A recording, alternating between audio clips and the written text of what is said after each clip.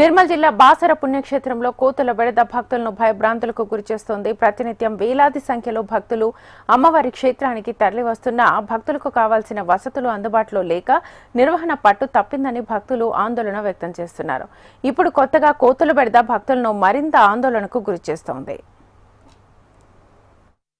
Temple బాగానే ఉంది, కానీ కొంచెం డెవలప్ చేయండి. గవర్నమెంట్ స్పందించి కోతులు బాగున్నాయి, పిల్లలకి ఇబ్బంది అవుతుంది. పరిసర ప్రాంతాలు కూడా నీట్గా ఉంచమని మనవి చేస్తున్నానండి. పుణ్యక్షేత్రమైన బాసర్లో ఇప్పుడు వేసవి సెలవులు కావడం వల్ల నిత్యం వేలల్లో లక్షల మంది అక్షరాభ్యాసం కోసం చిన్న పిల్లలతోటి కుటుంబ సమేతంగా వస్తున్నారు బాసర అమ్మవారి దర్శనానికి.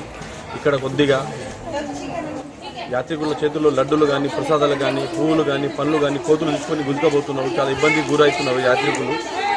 వచ్చి యాత్రికులకు చాలా ఇబ్బంది పడుతున్నారు. అటవీ శాఖ అధికారులు కూడా దీనిపై దృష్టి సారించి ఇక్కడ ఉన్న కోతులను పట్టుకొని అడవిలో వదిలిపెట్టాలని మేము భారతీయ జనతా పార్టీ మండల అధ్యక్షుడిగా డిమాండ్ చేస్తున్నాము.